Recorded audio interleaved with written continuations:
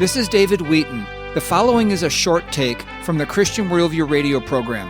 You can hear the full program at thechristianworldview.org. How to respond to that charge? I think this is kind of at the heart of many people's objection to when you bring Christianity into what you're advocating for publicly. We have to understand that the nature of public policy, any public policy that you're looking at, is going to involve one group's views being imposed on another group. So even if you're talking about something where virtually everyone agrees, like, hey, murder's bad, we don't want to make murder legal, you're still imposing the value that murder is bad on those who might say, well, I don't think we need any kind of laws. We should be able to do what we want. So the word impose sounds very powerful and strong. It's just rhetoric because at the end of the day, we live in a constitutional republic. And in this structure of society, everyone has the right to bring their views to bear in the public square, whether they're motivated by their religion or by their personal background in some other way. We don't psychologically profile to figure out, hey, what motivated you? So there's nothing specific about, hey, I'm bringing my religious views to bear that's somehow problematic. It's just that the culture has convinced us that it is.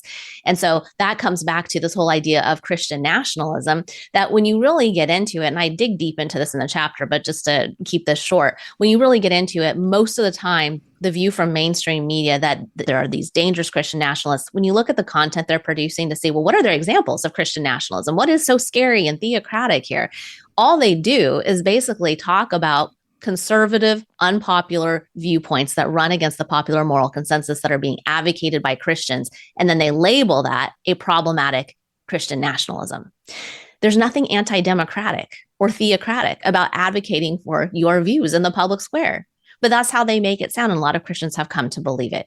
So we have to be really careful in understanding that the rhetoric doesn't actually mean anything. A theocracy is when you actually recognize formally and officially a deity as the ruler over your society. I don't know Christians who are advocating for that. That's certainly not even what the mainstream media is claiming, and yet they say that what we're doing when we advocate for pro-life policies, for example, is somehow theocratic. It's not. It's just powerful language. This has been a short take from the Christian Worldview radio program.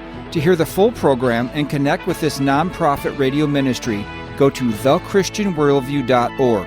I'm David Wheaton.